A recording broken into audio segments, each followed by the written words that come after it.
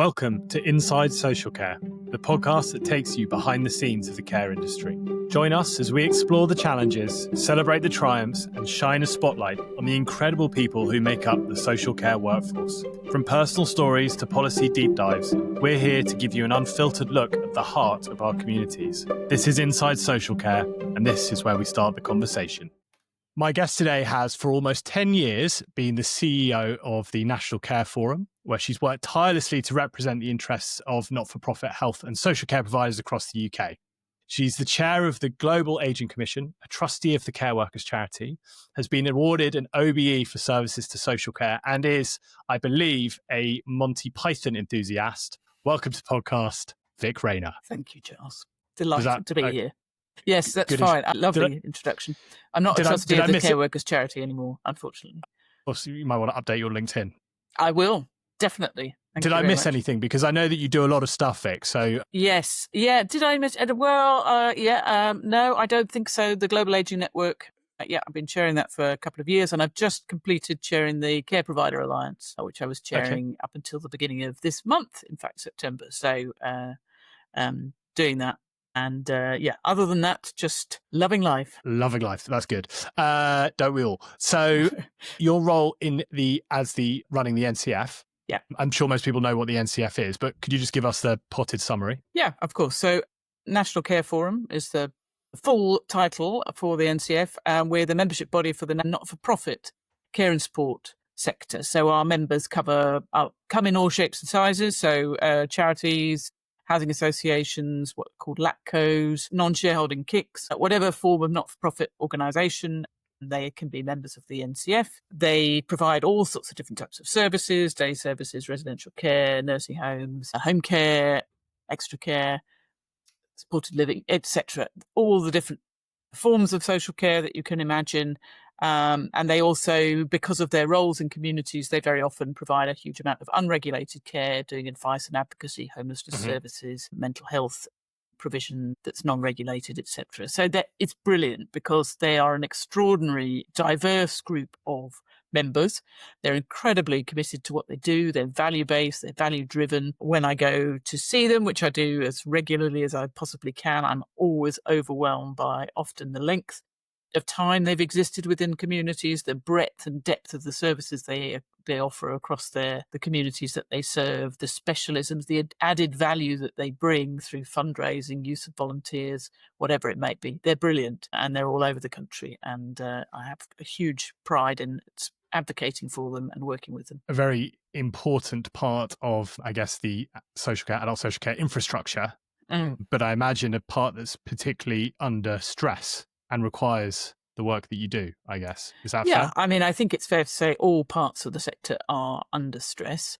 I think what you get in the not-for-profit sector is obviously, by definition, they are not seeking to make a profit in the context of something that is taken out of the organisation, but they are wanting, obviously, to reinvest in their organisation, to reinvest in the staff group, to invest in new developments and ways of working and technology and those kind of things.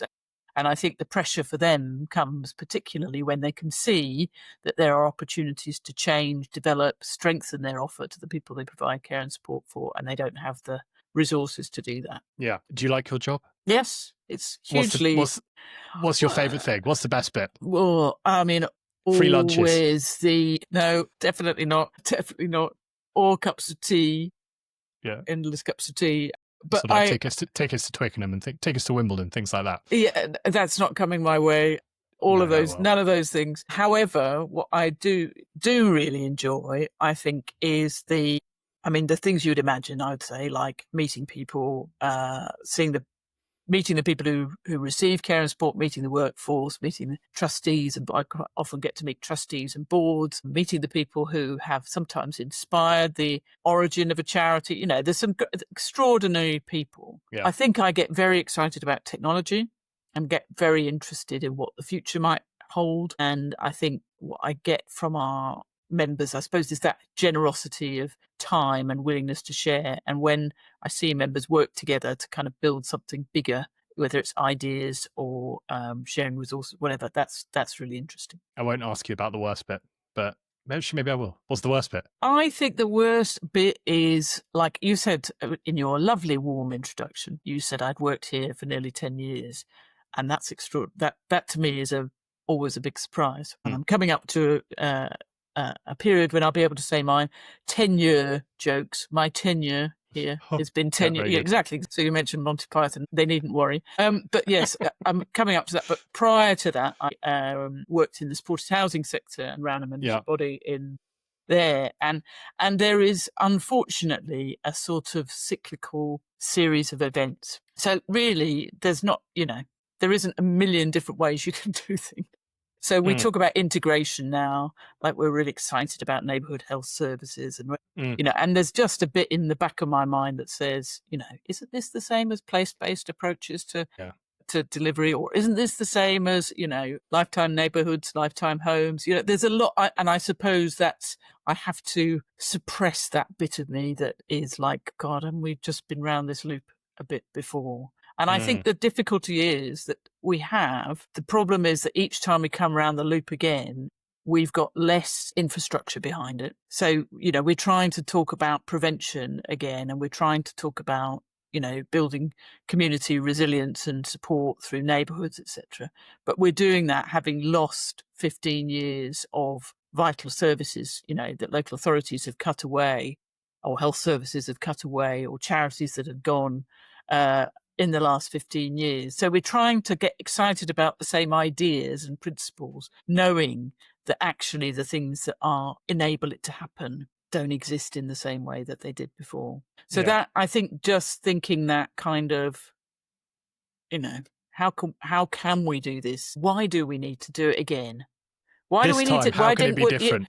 How can it be different? But why have we ended up back here starting this discussion again when actually, we had a perfectly serviceable, sensible approach 15 years ago, and we let it go. And that's what they call progress, but it doesn't feel like it on the ground. And I don't think it feels like it for people who draw on care and support. I mean, that's a very, very candid observation. And I think we won't be too dreary. I'm sure we'll switch to optimism at some point. But I guess that's a very relevant thing to say.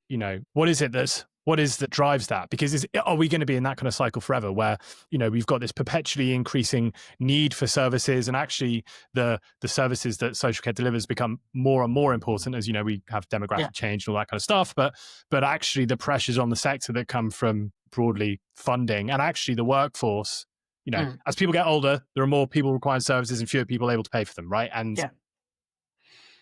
are we on an inevitable march in that direction? Well, so I suppose what we've got hanging over us is the big shiny opportunity that's technology. So, clearly there are different ways to do things, which provide us with some optimism in a sense. There's things that can be industrialized out of our systems or technologically, so there's some substitution opportunities in a way that there wouldn't have been 15 years ago or whatever. So are we on it's the not grasping it bit that is, I find, hugely frustrating.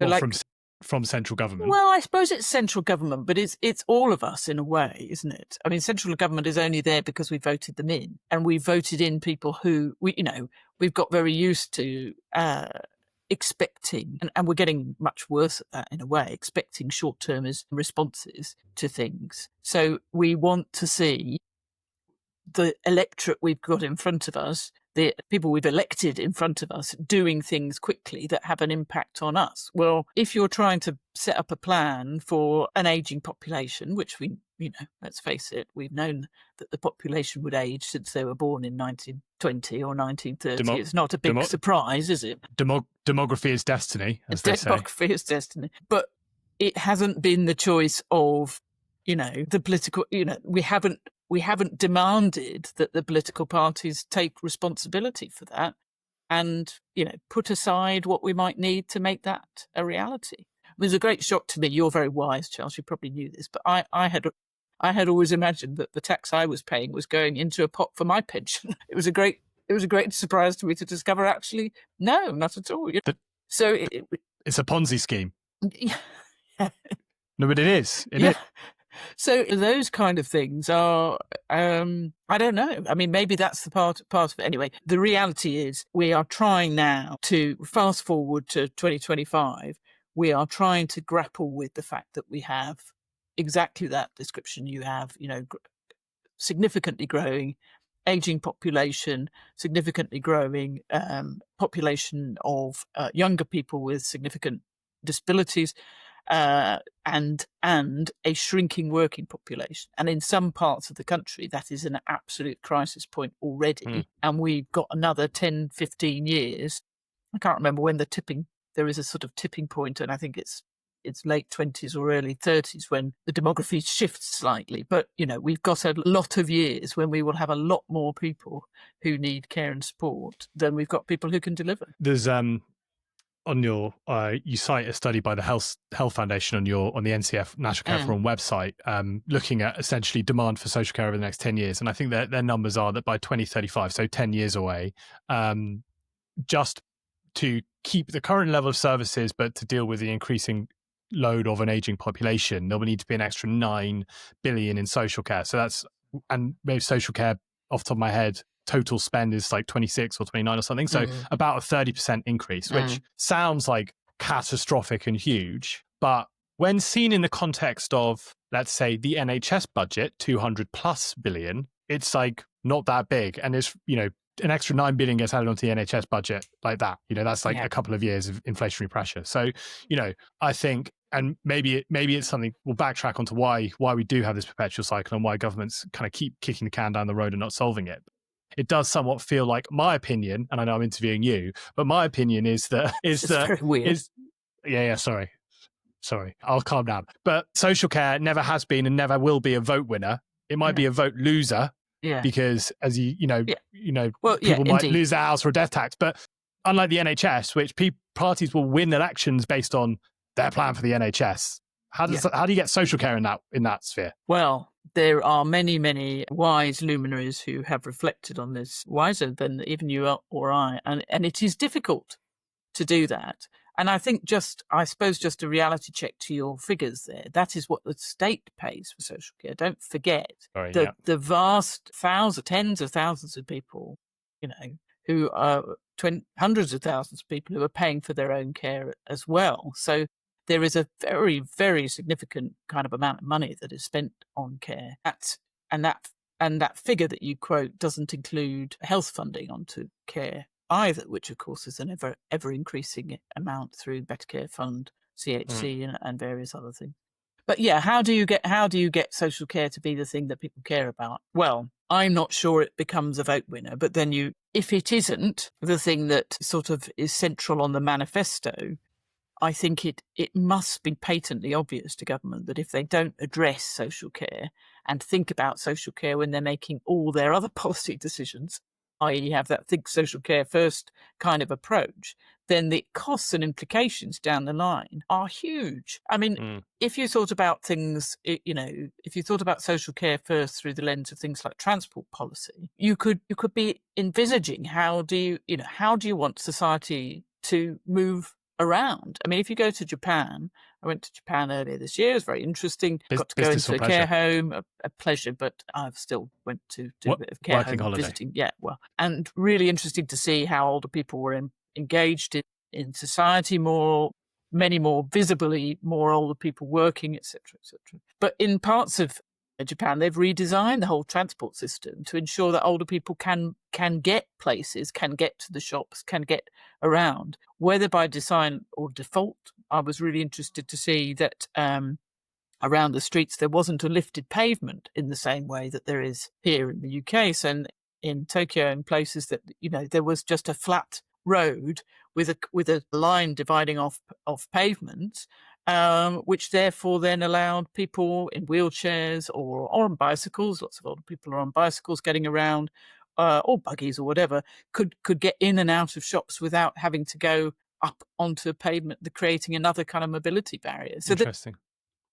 And I think if you then think about that and then think, well, what will that do to the local economy if people can get out and spend their money more effectively? What does that allow you to do in the context of, like in Singapore, for example? there's a lot more focus on, not so much on kind of going into, because I was asking about in Japan, what about home care? And the answer was that there couldn't be home care in the same kind of way because there just wasn't the workforce to deliver. So if you don't have the workforce to deliver, then you have to create a different solution, which might be, as in Singapore, where they're creating more aging hubs where people can come and, see the various different health professionals that they might need to see. They can get fed, they can have exercise, they can have financial advice, whatever it might be, and bringing people together into one sort of central space, and you design transport around that.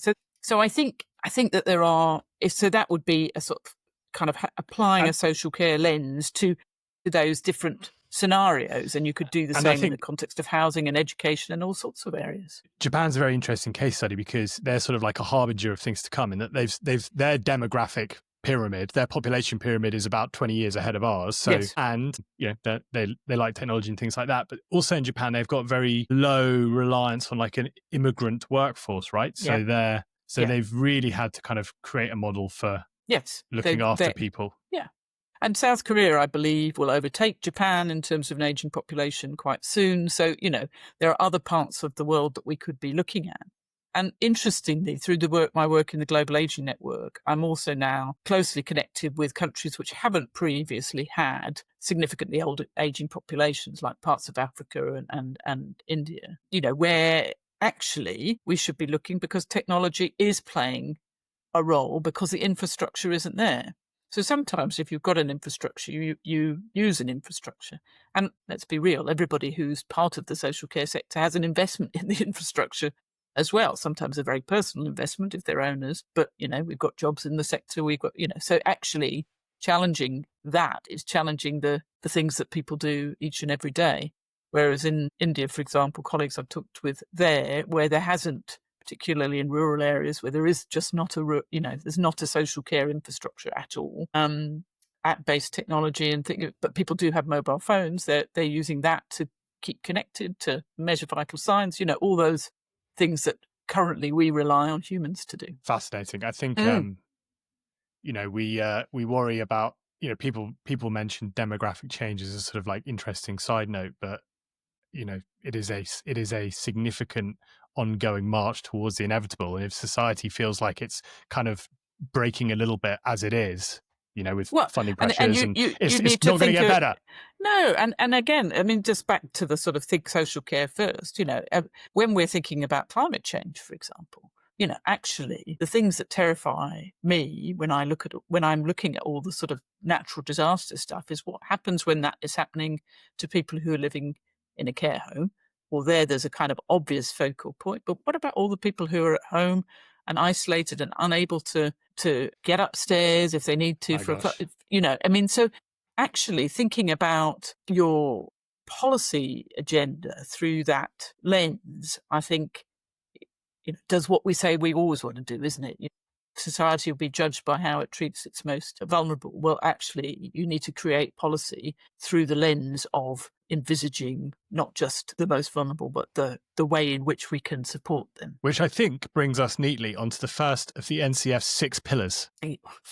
Does it now? Does it? Yeah, I'll test you in a second. But obviously, new government 1 year in, Casey Commission up and running, and the National Care Forum, you published your 6 pillars, I think, to sort of underline the potential creation of a national care service or system. Yeah. And I think the first one is make social care central to policy making and delivery. Is that what you're talking about? Yes, absolutely. And I mean, we could go on to look at other areas. I mean, I'm really interested in education as an area around that. And, obviously you've got a strong focus on the workforce, but that idea that right from the age of sort of, the first books that people have or whatever. There's a brilliant book written by Jenny Mack that you might have seen, I Want to Be a Carer, or... Oh, yes.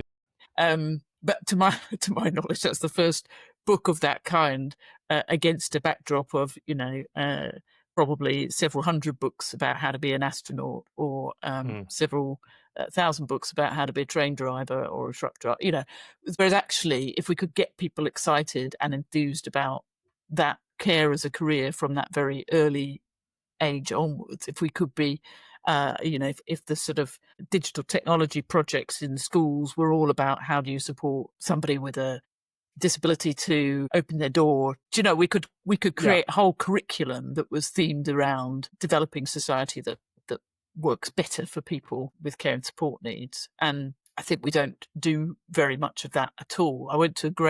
There's also, we're sitting here with this amazing care sector, and I've mentioned about the brilliant NCF members, but there's a large array of assets essentially sitting in our communities, which could be used for training and development opportunities. I was in Canada and I saw this incredible service run in Schlegel villages where they had paired up with the local college and they were doing all the 16 to 18 training for health and care students in the care home. So the whole curriculum was delivered in the care home. The college was co-located in the care home. The people who were resident in the care home were part of the teaching staff and mentoring students. And when they wanted to learn about lifting and handling, it was people in the home who they lifted and handled with their guidance, with their consent, obviously in a safe environment. But and at the end of that, all of those students wanted to work in care. They didn't want to work in health. They wanted to work in care. It was exciting. It was dynamic. It was all the things that we know care can be. And you need to get under the skin of education to make that a reality. And we need to do that really, I think, from very early on in children's kind of development. Very, very interesting point, because I guess, brand NHS, one of the arguments for why that's such a totemic, everyone wants to work for the NHS or be involved in the NHS because you're kind of cradle to grave exposed to it, and everyone has a story associated with when they're, picked up by the NHS throughout their life course. But, adult social care, I know there's a huge part of the sector around working age adults, but for the majority of people, your exposure to it is only, either when you are a recipient of social care or maybe your parents are, at which point you're sort of potentially, if you're lucky, kind of post-career yourself or coming to the end of your career. So I think that's an amazing idea. How you improve visibility of the sector in early years education, I think sounds great. I think so. And I also would challenge the sort of idea that people don't engage with it. I mean, I just think that we have got to, partly it's an identity thing, isn't it? So I know I've gone to the NHS because I've turned up there and I can see it's a hospital and it says NHS on the paper. Yeah. Whereas if I've gone to see my mum who's in a care home, at the care home, I've seen a care home. I don't know that I almost don't even know that other care homes exist. You wouldn't need to know, would you, in a way? Or somebody comes and provides care, but I don't know that's called home. I don't know that. Yeah, that's a sector or that's an industry or. Yeah. So I think there's definitely something about that. And I think it's also like there are 6 million unpaid carers. There's 1.5 million people working in the sector. There's several million people who receive regulated and a combination of regulated and unregulated care. I mean, how many people do we need to know about this? Because if you think about the NHS, there's a large cohort of people. I mean, the people who use the NHS are often either very young or very frail and old. In between, people hardly use it at all. So I don't know. I mean, have a baby, maybe. Yes, but yeah, baby, no, totally. But it's not. Whereas actually, their engagement with care might be much more sustained and longer and over a period of time. Totally. Pillar number 2, I think, is about. Why are you laughing? Pillar number 2 is about, I guess, paying conditions for the workforce. Hot button topic. Yes. What do we need to do there? Well, clearly there is a big issue around funding for the sector. So you mentioned about the kind of changing demography and the increasing pressure on continuing to sustain and deliver care. So the backdrop against that is the care that is being delivered now is significantly more complex, significantly more requires greater levels of expertise. It is often people enter the care system, for want of a better word, at a point of crisis. So, there's lots of things that make it more difficult to do than it might have been 10, 15 years ago. So we're not recognising the expertise of those staff, and we need to do more about that. You mentioned quite a bit about the NHS. We've talked. We know that there are significant disparity between the terms and conditions of those who work in the health service versus those who work in the care service. Some similar skill sets and expertise. Until we do that, we're constantly at risk of losing people to the health service. And we also know from some of the great work from Skills for Care that actually the things that retain people in their jobs, the things that encourage people to join jobs, are things around security, terms and conditions, feeling valued for the work that they do. So, I mean, I don't think anybody ever disputes the need to improve it. And one of our members, Community Integrated Care, has done some brilliant research called Unfair to Care, which is all about, which involved an external evaluation by an organisation called Corn Ferry, looking at the disparity between care and health salaries, but also looking at the disparity between care and looking at the level of, the sort of level of professionalism required, the environment that people were being required to work in, the level of autonomy that people often had versus other equivalent roles. And there is a massive gap. So recognise how do we do it? Yeah. Well, so this government is obviously got workforce reform as a big part of its agenda. So the Employment Rights Bill is coming along. It has 30, I think, different criteria that are going to enhance the terms and conditions of all workers across the board. So that will do some of the things to address some of the minimum terms and conditions that we have, although it'll make a new set of minimum terms and conditions, but they'll be better and enhanced. So things like statutory sick pay will improve from this April onwards for everybody. And there will be things around terms and conditions. The big ticket item for social care is the Fair Pay Agreement. So this has been developed on a model that's been used in New Zealand, not particularly successfully, but used in New Zealand to sort of have a negotiation between employers and employees about what the rate of pay for social care should be and what the terms and conditions should be if those need to change. Can I just stop you there, because I want to I know that's like probably the biggest topic at the moment. Why didn't it work in New Zealand? What were the issues? So I think partly, the major issues, I think it was very complicated to negotiate, and it wasn't just around care. I think it was broader than social care. But also what happened in the end was a new political party came in and overturned the decision. And so and just for my understanding, basically their approach was to say we're going to put at its most simple level, like a floor, it's almost like a specific minimum wage for the care sector versus the rest of the economy.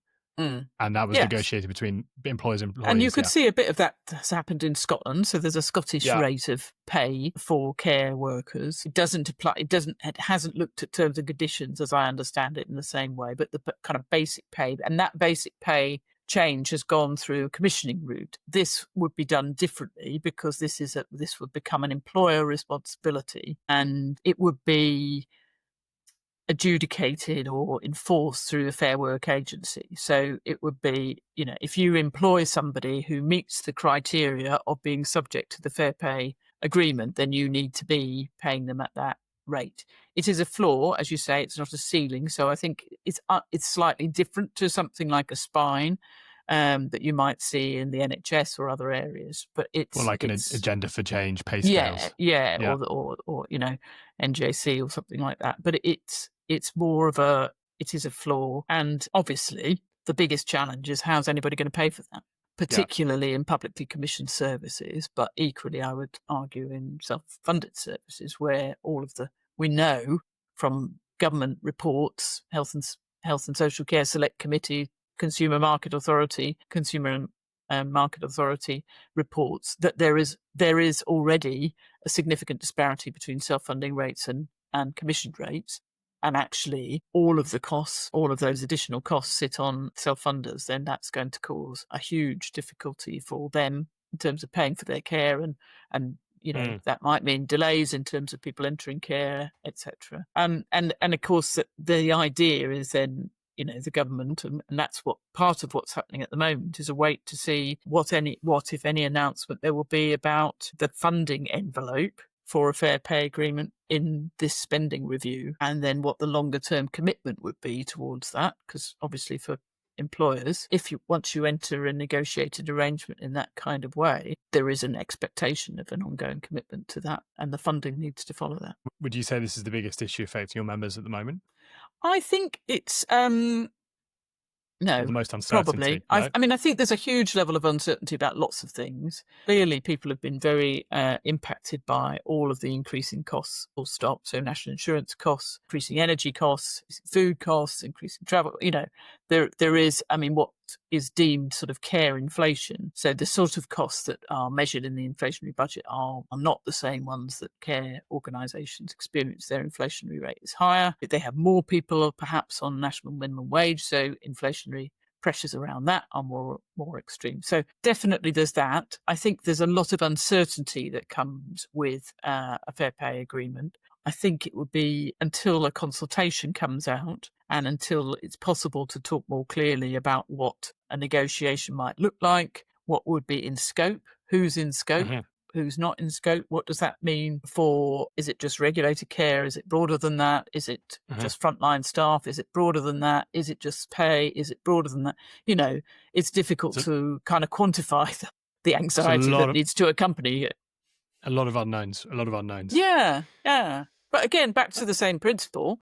Everybody wants people to be paid more than they are. Everybody wants care workers to get recognised for what they do. But you cut in a publicly funded service, and I would argue in a self-funded service, where you're seeking to deliver the best quality service, you haven't got. The only way you can meet that is to increase costs to those paying for it, whether it's through commissioned or otherwise. Yeah, and increase taxes, maybe. I think I certainly wouldn't wish to install the wrath of suggesting that. Well, I think there's probably a very neat solution where you can, if you really focus on proper joined up thinking and joined up budgeting, most importantly, between health and social care, NHS and social care, you could very easily shift around a few £billion, I think, to improve community care. There is. No question. There's a lot of argument that there's money in the system, isn't there, and that there's different ways of doing things. And I think that's, undoubtedly there's something in there about that. But I suspect that's becoming less and less true.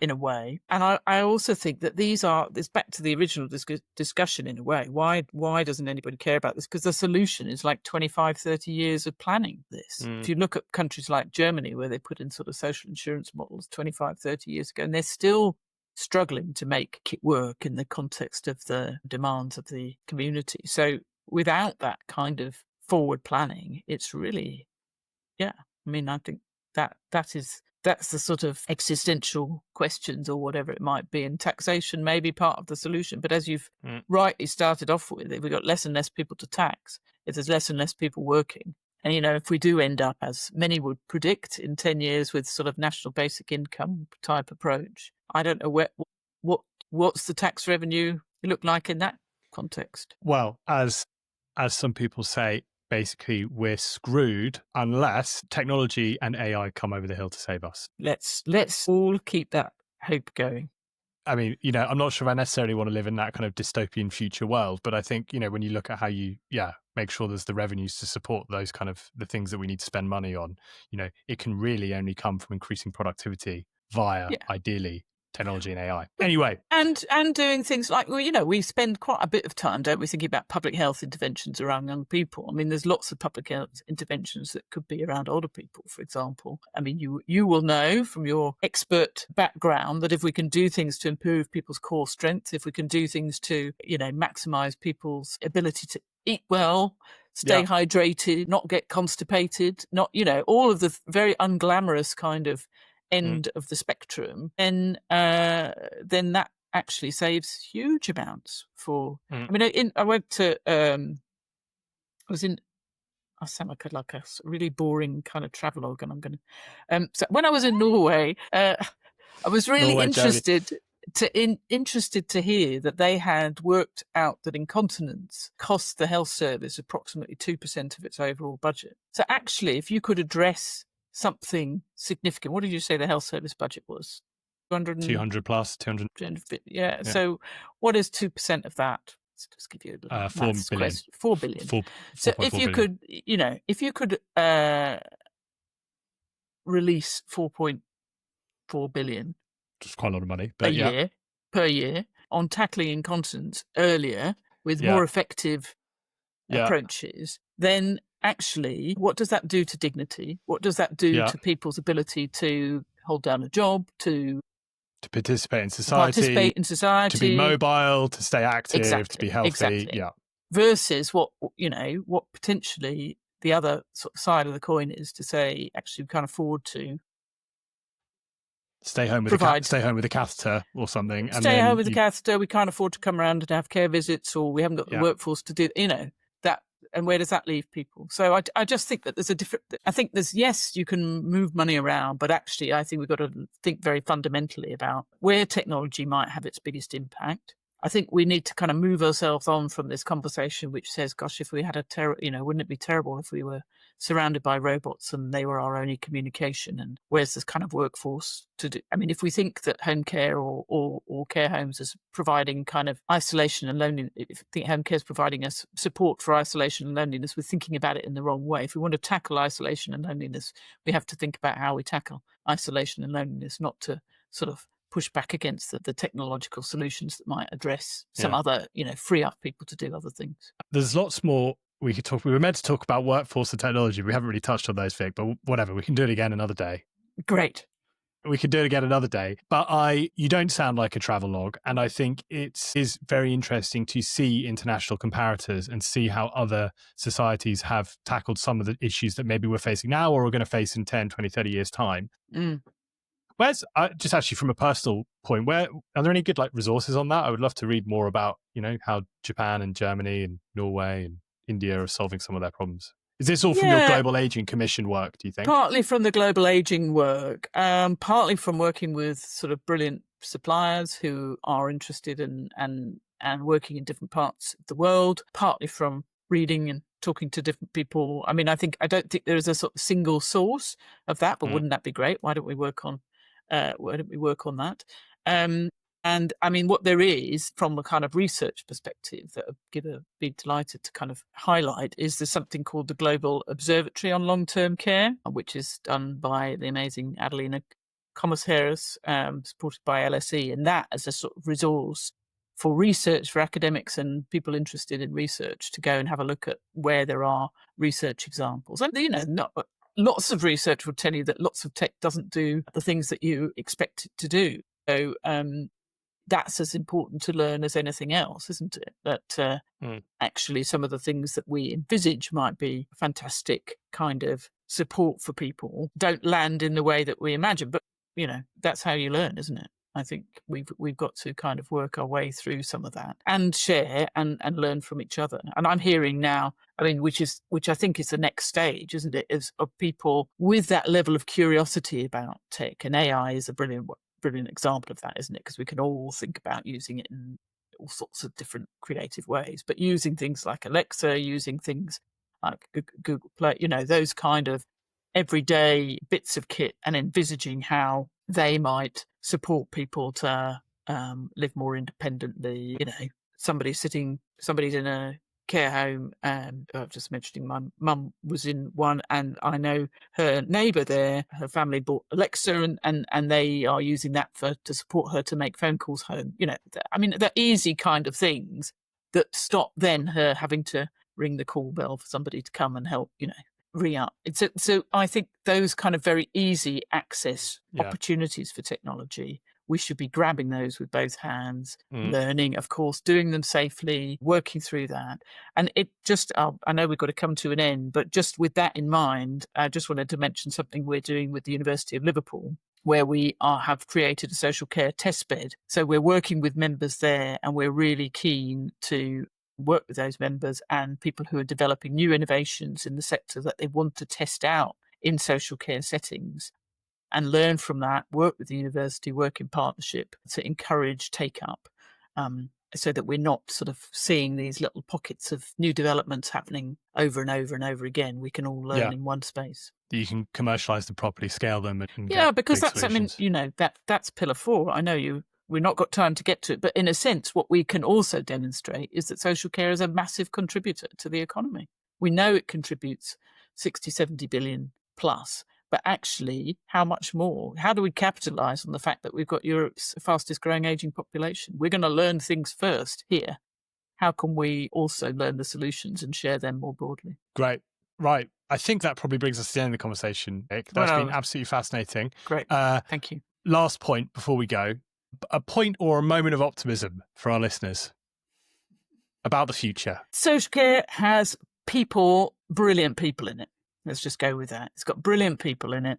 They're committed, they're passionate, they're energised by what they do each and every day. And as long as we listen to them, then we're going to be all right. Vic Rayner, thank you very much for coming on the pod. It's been a pleasure. Speak to you soon.